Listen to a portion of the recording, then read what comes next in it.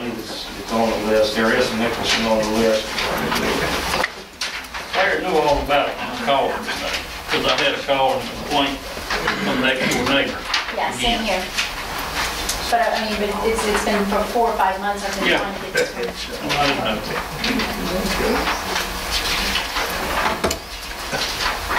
So Becky, you mean, if that was never been notified. Let's see. Larry knows about Is it. that down by the water tower? The dead tree on somebody's house now and the East and west house. side. East. I got just a 407, so that was the meeting cottage. I'll have to look, we may have a file on it, it's just not on this report, this particular one I picked up. All right, so we're just going to schedule a public hearing on the Klondike Commission property for November the 16th at 5 o'clock. Is that a motion? So So moved. My high school kids second, will love it. all in favor? Opposed, motion carried. Mayor, I have one comment I'd like to make, if you don't mind, please. Yes, sir.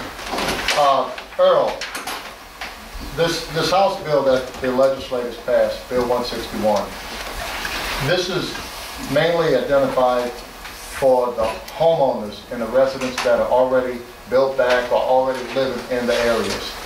Anything within 400 feet of an occupied dwelling, in a residential or commercial area, must be maintained and clean according to international building code.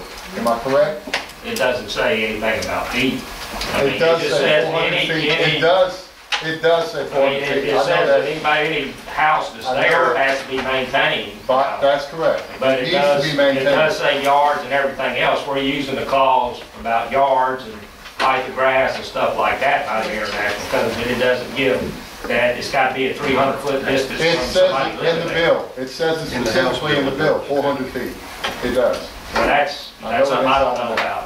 Well, what I'm getting at is, I would just like to see these people that have these properties at least make an attempt to send them letters, and if they don't respond, the next step, if we can send them straight to the environmental court, that would expedite Now, it. hold it, back up a second. Okay.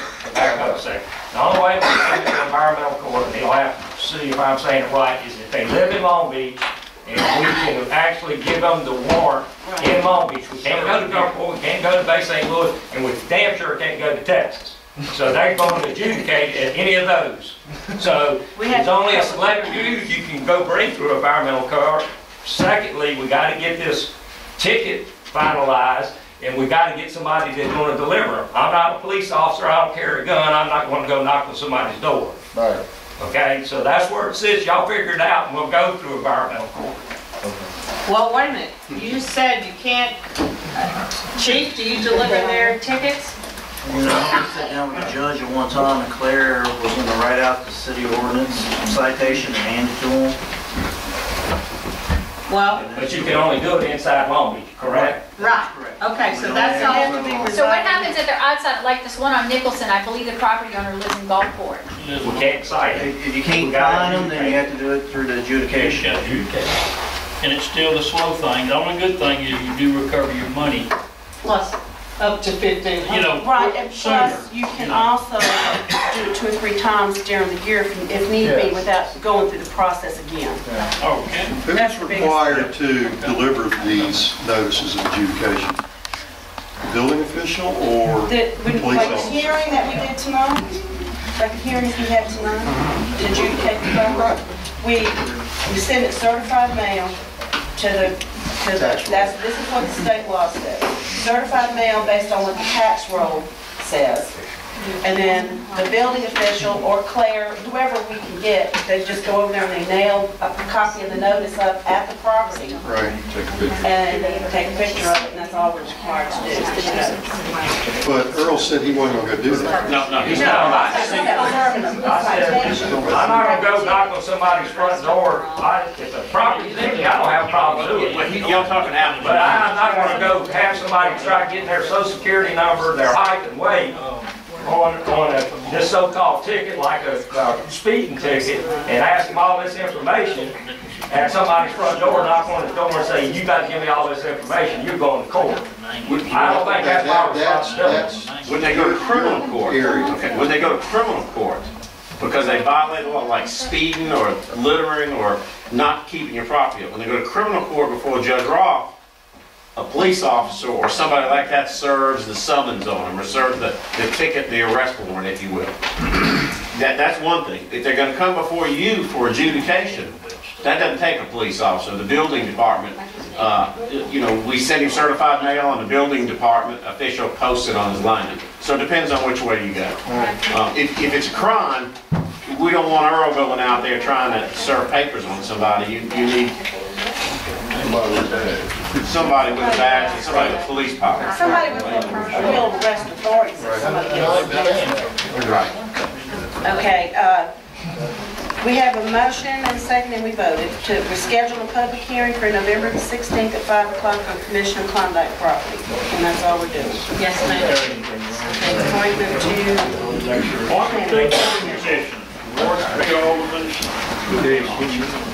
I would like to appoint Mr. David Blackstock. He's a resident, of course, of my ward. He's got, I have a resume here. He's got quite a lot of experience in the marine industry, holds a lot of maritime licenses and credentials, and I would like to make that my motion to appoint Mr. David Blackstock. Is it Blackstock, just like Blackstock, Blackstock, Jr., actually. Okay, all in favor? Opposed, motion carries. Thank you, Mr. Blackstock. Thank you. Is he here? Is he here? Okay. All right. Put a face. Thank you very much. I'm looking forward to serving. Because I was just fixing to say, we need a phone number so we can tell him. If you actually need his information, I do have it, Becky, I'll give you that for Stacy will probably need us, anything that she communicates to him, like email address is a lot, is what we do. Well, your first meeting is Thursday. Tomorrow night. Day after. Thursday, 2 days. Thank And you. there's some fun stuff going on, so you'll just get away. All right. Okay. Economic Development Director.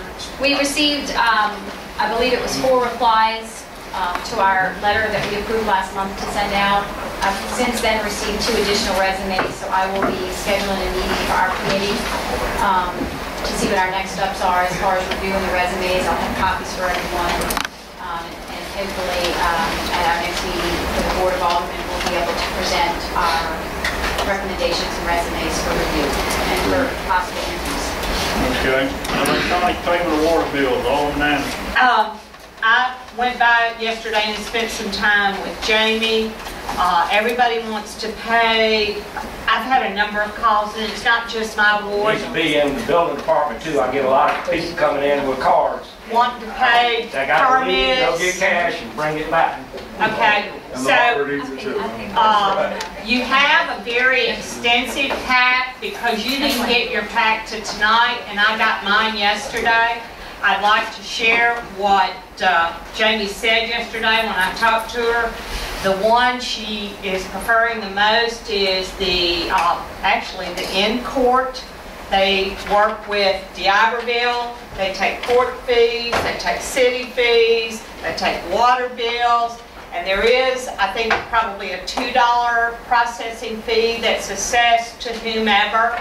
I know it was cheaper than what I pay when I buy my car tag online, because I'll pay that $2.50 before I go to the courthouse. Yeah, so this is assessed to whoever's paying their bill. To the customer. She had some with Hancock Bank, and her concerns about Hancock Bank, they didn't quite make it clear who was going to pay for the maintenance on Hancock Bank's machines and that sort of thing.